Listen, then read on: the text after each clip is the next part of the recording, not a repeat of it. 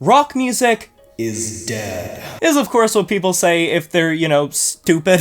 Throughout the decades, there have been a lot of instances of people claiming that rock music, guitar music is dead. But I promise you that past all of the Greta Van Fleets and the Imagine Dragons being like the staples of modern rock and what is considered popular, there are plenty, dozens, hundreds of incredible rock bands throughout the different rock subgenres that are making creative, boundary pushing, or just namesake sort of banner collecting projects that are worthwhile for your time and showcase that rock is still alive and kicking. And while it may not be the most popular genre on the block and hasn't really been the most popular genre on the block for quite some time now, it is still worthwhile and there are still some incredible projects being made. So I want to shout out some bands that you can check out if you have been clamoring for some rock music to check out. And I will say some of these bands definitely overlap with genres that aren't just habitually rock, and a lot of them kind of blur the lines between other genres, but let's not throw a hissy fit about genres. And if you end up enjoying the video, drop a like, subscribe if you're new here, and let me know down in the comment section below your list for some of your favorite modern rock bands. Chat Pile. Can we talk about Chat Pile for a second?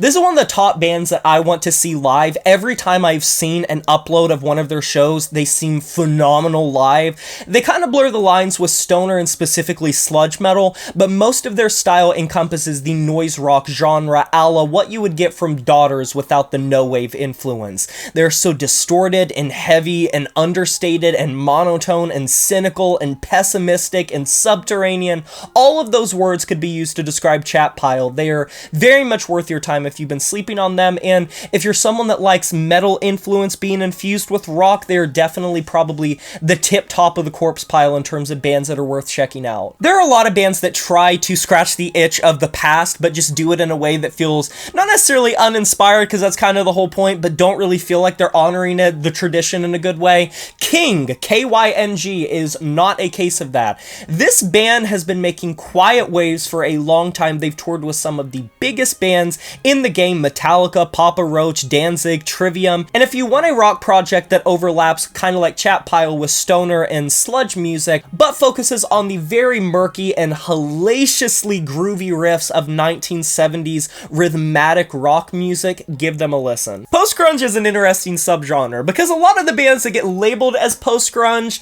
don't really feel like a solid answer to grunge, and it is few and far between that you find a band that is able to successfully bridge the gap between actual 90s grunge and the modern era, and one of my favorite projects to do that would be Swain. If you are a grunge fan, please do not sleep on this band. Specifically, the album Negative Space is incredible. They just have all of the drippings of 1990s grunge, but they don't do it in a way that just feels like they are pandering to the past. They feel uniquely them, and they also have a lot of the alternative rock influences of the 2000s and of post-grunge of the 2000s, so they do feel very modern. But if you are clamoring for a band that is able to sort of hold that torch for the past in that way, please don't sleep on Swain. This is a must for grunge fans. Next up, coming out of Australia, we have the supergroup slash band Tropical Fuckstorm, and they are as weird and they're as much of an anomaly as their name might suggest. These guys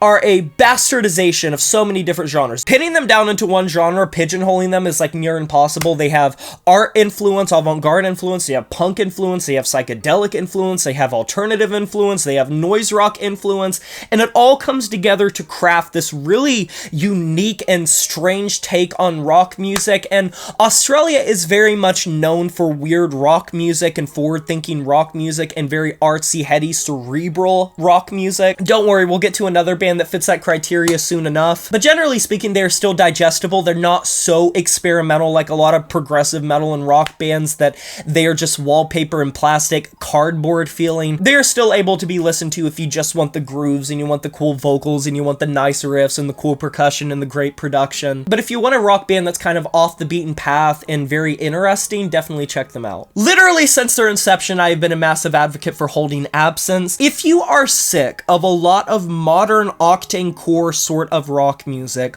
Holding Absence, in my opinion, is a great answer to that if you still kind of enjoy the essence of it, but think a lot of bands are a little corny. Lucas is one of the strongest vocalists in modern rock and post-hardcore. I firmly believe that. Their production is amazing, the atmosphere and ambience that they bring into their music is good, and the lyrics are surprisingly thoughtful and heartfelt. They have great crescendos, phenomenal choruses, and just really hard-hitting stuff that is very emotional all around. Next project I want to shout out is Bug, specifically spelt with 2 G's if you go to look them up. This is a weird one because they kind of blur the lines between a lot of 2000s forms of rock. I think they fit most with like 90s alternative rock. A band that I think they sound a lot like, a kind of underground band that I liked a lot growing up, is Push Monkey. They remind me a lot of Push Monkey. Sort of that melancholic, somewhat somber, but sometimes upbeat form of fuzzy, distorted alt rock. And it also has like a little bit of punk influence into the mix as well, specifically from the vocal department and some of the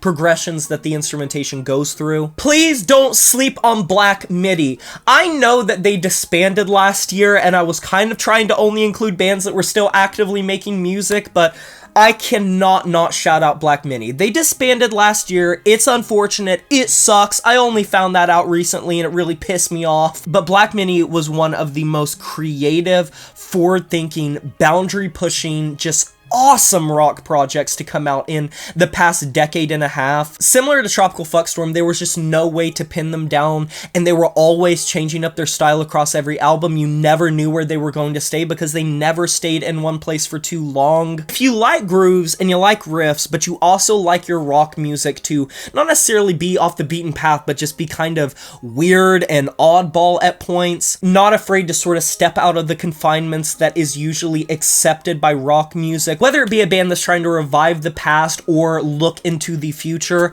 I don't think that there is any band in the modern era that has done it better than Black Midi. And the void that that project being gone is going to leave in modern rock is definitely going to be destructive, and it does make me sad to not see more material, but it means you have no excuse to not check out their discography. Now, I've done a lot of bands that kind of blur the lines and don't really just go for the classic rock revival, so I wanted to throw in a band that absolutely does it, but does it well. Greta Van Fleet, please take notes from Rival Sons. Specifically, the album Feral Roots is what I will shout out if you want to check it out. This is rhythmic, soulful, impassioned, incredibly husky and passionate vocals, catchy, groovy as hell riffs. It just feels so well produced without feeling like it is just too polished. It is still raw, it is still primitive, and it shows that you can standard bear for the past without feeling like you are just copycatting another band or shitting on the stain of the legacies of the bands that came before you. The riffs and the vocals and the lyricism feel very genuine, and even though they are clearly trying to play to the past, specifically the 70s, like hard rock scene, I would say that it still feels uniquely theirs, and I think that is mostly for the vocals. The vocals are just a lot more in your face, and there's a lot more bite to them than you would sometimes get from some of those older bands that would just kind of jam out and shred a lot of times without as much focus on the vocals. The vocals, in my opinion, are the standout of this band. For people that enjoy kind of punk-driven rock music and specifically like the garage rock sort of vibes and low-fidelity recordings, Pinact is a great example of a band that does it great. They are erratic, they are spastic, it feels very DIY in my opinion. The lo-fi recordings are very endearing to me. It is fuzzy as hell, the riffs are very distorted, and this is actually a recent discovery for me, so I wanted to turn you guys onto it if you like more punk and garage rock based rock music. And Black Country New Road. This is a band I don't feel like needs to be talked about much. They've gotten a ton of hype since they came around. They've gotten a lot of acclaim, and for good reason. They have a very sometimes atonal approach to writing rock music. They have a lot of punk influence in them, specifically like the post-punk and art punk scene. A lot of their tracks are a slow burn. They're very understated. They don't necessarily bark in your face, and they don't necessarily need to, and some of the more somber songs that they come out with are some of my favorites, because I think when they give a composition time to breathe, that's when they really shine. Minimalism plays a big role in a lot of their best songs, in my opinion, so you aren't going to be getting like something that is always going at 500 miles per hour as some of these other bands are, and you're not going to get stuff that is necessarily as noisy or punk influenced as some of the others, but there is a lot of punk influence, and while they definitely encompass a lot of different shades of rock music, I just really enjoy the songwriting. I like how long-winded they can sometimes be, but not in a way that feels over cumbersome or feels played out. I think they're very intelligent. I love their lyricism, and just generally speaking, I think they're a phenomenal band through and through and deserve all of the hype that they've gotten. Another band that I don't think needs any introduction, but I just want to put them here in case somebody's been living under a rock: King Gizzard and the Lizard Wizard. This is an Australian band that I've been talking about for years. A lot of people have been talking about them for years. They are known for being prolific as all hell. They change their style every single album. They have albums that are punk inspired. They have garage rock albums. They have just plain rock albums. They have thrash metal albums.